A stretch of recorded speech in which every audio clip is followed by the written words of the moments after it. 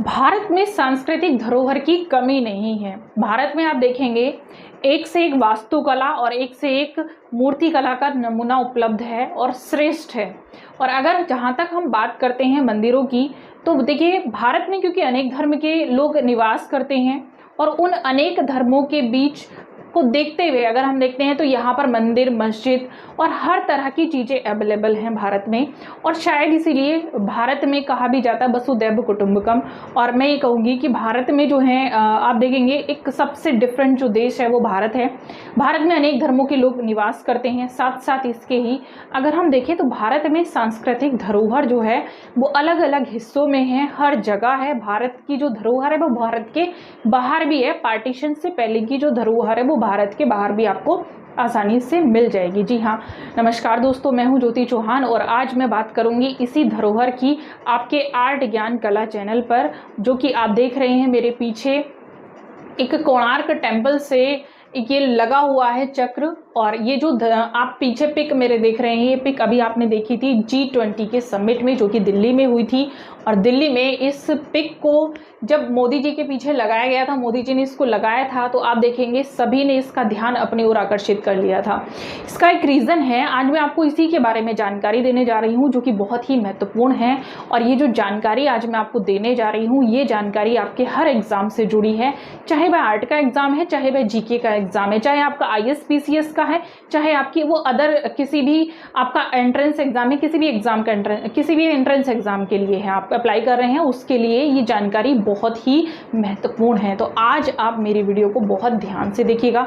सबसे पहले मैं बता देती हूँ, मेरा UGC का बैच जो है बहुत जल्दी स्टार्ट होने वाला है। आफ्टर 20 सितंबर में UGC का बैच दिसंबर के लिए मैं स्टार्ट करने जा रही हूँ। तो जो लोग एलिजिबल हैं या जो लोग अप्लाई करना चाहते हैं, क्योंकि हमेशा मेरे पास क्वेरीज आती थी UGC के लिए कि UGC का जो बैच है मैम आप कब चला रही हैं, कब इसकी प्रिपरेशन करा रही हैं। तो मैं अब UGC का बैच चला रही हूँ, आप आकर मेरे पास ज्वाइन कर सकते हैं। EMRS का एग्ज़ाम क्योंकि आने वाला है, जो लोग EMRS के लिए ज्वाइन करना चाहते हैं वो लोग EMRS के लिए भी ज्वाइन कर सकते हैं, उनको डिस्काउंट मिल जाएगा। ठीक है, चलिए अब हम शुरू करते हैं। देखिए वैसे तो कहें तो उड़ीसा के पुरी में बहुत सारे मंदिर हैं, आपने भी सुने होंगे, और बहुत सारी कथाएं भी हैं उड़ीसा के मंदिरों को लेकर।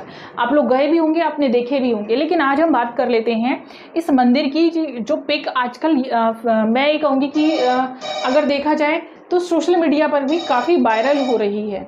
ठीक है, तो सोशल मीडिया पर इसके बारे में काफ़ी कुछ बताया जा रहा है, काफ़ी पिक या वायरल हो रही है कि कहाँ से ली गई है। और इस तरह की चीज़ें आप देख रहे हैं कि वायरल हो रही है कि लोग मतलब अब तक जो जितनी भी चीज़ें लगी थी, जैसे मुगल काल की लाल किला, या फिर अगर हम बात करते हैं ताजमहल की ही पिक मोस्टली दिखाई जाती थी भारत में। लेकिन भारत में दिखाने के लिए वैसे बहुत कुछ है, बस हमारा ध्यान नहीं जाता है, जो कि हम कला के माध्यम से बखूबी जानते भी हैं और उसको दिखा भी सकते हैं। तो वही G20 के समिट में मोदी जी ने करके दिखाया था, उन्होंने इस पिक को लगाया था। और ये पिक कहाँ से ली गई है आज हम इसके बारे में पूरा जानते हैं। तो चलिए हम जानते हैं इसके बारे में। और मैं चलती हूँ अपने यहाँ से। देखिएगा, अगर हम बात करते हैं कोणार्क के सूर्य मंदिर की, तो मैंने यहाँ पर लिखा हुआ है कोणार्क का सूर्य मंदिर है। जो पिक अभी आप मेरे सामने देख रहे थे पीछे लिखी हुई थी, ये कोणार्क के सूर्य मंदिर से ली गई थी। ठीक है, और ये उड़ीसा के पुरी में स्थित है। कोणार्क एक कस्बा है जहाँ पर ये मंदिर हमें मिलता है, या जहाँ पर ये मंदिर बनाया गया है। इस मंदिर का समय है 13वीं शताब्दी। 13वीं शताब्दी में ये मंदिर बनाया गया था। ठीक है, किसने बनाया था? गंग वंश के राजा नरसिंह देव प्रथम ने ये मंदिर की रचना करवाई थी। अब देखिएगा, ये मंदिर सूर्य को समर्पित है। जो वहाँ के स्थानीय लोग उनको बिरंची नारायण कहते हैं। तो किसको समर्पित है ये मंदिर? सूर्य को समर्पित है। इसको सन टेम्पल भी कहते हैं, इसको ब्लैक पैगोडा भी कहते हैं। ब्लैक पैगोडा क्यों कहते हैं? ब्लैक पैगोडा का रीजन है, देखिए इसमें सबसे पहले मैं अभी आपको इसका अर्थ भी बताऊंगी। क्योंकि इस पर जो सूर्य की किरणें हैं वो निकलती ही सूर्य की किरणें पड़ती हैं और इस पर काफी धूप भी रहती है, तो इसका जो कलर है वो काला हो जाता है, जिसके कारण इसको ब्लैक पैगोडा भी कहा जाता है। ठीक है, अब देखिएगा, वैसे तो पहले मैं आपको इसके बारे में बता देती हूँ आखिर कोणार्क का अर्थ क्या है। कोणार्क, देखिए अर्क जो है सूर्य को कहा जाता है। कोण मतलब कोना, मतलब सूर्य का कोना। क्योंकि ये जो मंदिर है ये एक उत्तर पूर्वी कोने में स्थित है, इसलिए इसको सूर्य का कोना अर्थात कोणार्क टेम्पल इसका नाम रखा गया। ठीक है, अब देखिएगा इसमें 1200 कुशल शिल्पियों ने लगभग 1200 वर्षों तक लगातार काम किया था। इसमें कहा गया था कि जब वो कारीगर इसमें काम करेंगे तो वो 1200 वर्षों तक लगातार करेंगे, उनको बीच में कहीं दूसरी जगह काम करने के लिए नहीं जाना है। तो ऐसी उस समय की मान्यता थी कि जब ये काम करेंगे तो कंटिन्यू इस पर काम करेंगे, और बाकी कंटिन्यू 12 वर्षों तक इस पर काम किया गया था। इस मंदिर को एक रथ मंदिर के रूप में बनाया गया है। इस रथ मंदिर की कुछ विशेषताएं हैं, उसकी विशेषताओं के बारे में आज हम जान लेते हैं। पत्थर के 24 पहियों का जिक्र इसमें है। अभी जो आप मेरे पीछे ऐसे देख रहे थे, अभी मैं फिर से दिखा देती हूं। ये आप देख रहे थे, ये 24 पहिए आप देखिए, इस तरह के पहिए बनाए गए हैं। ये 24 पहिए हैं, और इसमें आप देख रहे हैं तीली टाइप की जो होती हैं,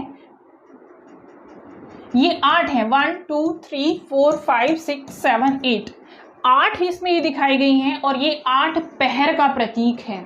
जो आप देख रहे हैं इसमें 8 पहर का प्रतीक है। और इस तरह के जो 24 जो मतलब आप इसमें देख रहे हैं कि पहिए बने हुए हैं, तो ये जो 24 जोड़ी चक्र के साथ, मतलब 24 जो चक्र बनाए, मतलब ये कैसे हैं, देखिए ये है 12 जोड़ी चक्र है।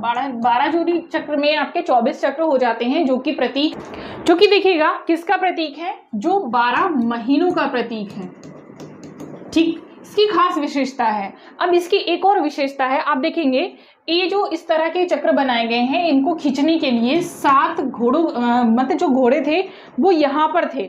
7 घोड़े खींचते हुए इसमें दिखाए गए हैं, जिसमें से इस समय सिर्फ एक ही घोड़ा शेष बचा हुआ है। एक इस मंदिर की मैं आपको एक पिक और दिखा देती हूँ, उसके माध्यम से आपको समझा देती हूँ। देखिए इसके ऊपर एक गुंबद भी था, जो कि गुंबद अब इस समय नहीं है, अब गुंबद गिर चुका है। और इसमें देखिएगा चक्र को खींचते हुए मैं आपको वो दिखा देती हूँ। ये इसका गर्भ, इसका जो आप देख रहे हैं ये प्रवेश द्वार है, इसके अंदर गर्भगृह है। और गर्भगृह में आप देखेंगे इसमें सूर्य भगवान की 3 प्रतिमाएं स्थित हैं। 3 प्रतिमाएं कौन कौन सी हैं और किसका प्रतीक है? एक प्रतिमा आप देखेंगे इसमें जो स्थित है बाल्यावस्था की है, भगवान सूर्य की, जो उगते हुए सूर्य का प्रतीक है। दूसरी जो प्रतिमा यहाँ पर बनाई गई है वो युवावस्था की है, जो मध्याह्न का प्रतीक यहाँ पर दर्शाई गई है। तीसरी जो प्रतिमा भगवान सूर्य की बनाई गई है वो प्रौढ़ावस्था की है।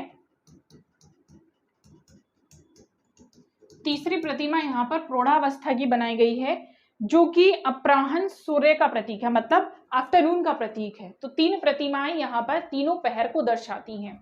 ठीक, तो तीनों पहर का आपने देख लिया। और जो 12 जोड़ी चक्र हैं वो 12 महीनों का प्रतीक है। और यहाँ पर आप देखेंगे जो मैंने बताया था, जो 8 जो है पहर का प्रतीक है। जो चक्र आपने देखा, वो चक्र में जो इस प्रकार से तीलियां बनी हुई हैं वो 8 हैं, और वो 8 पहर का प्रतीक बताई गई हैं। आगे देख लेते हैं हम इसके बारे में। मतलब इसकी सुंदरता और इसकी भव्यता आप खुद ही देख सकते हैं। और ज़्यादा अगर आप इसकी भव्यता सुंदरता के बारे में जानना चाहते हैं तो यहाँ पर एक बार जरूर जाइएगा, इसके बारे में जानिएगा। इसमें किस प्रकार की जो मूर्तियां हैं, कितनी मूर्तियां कहाँ किस प्रकार की मूर्तियां लगी हैं, उसके बारे में आपको जानने का और अधिक मौका वहां जाकर मिल जाएगा।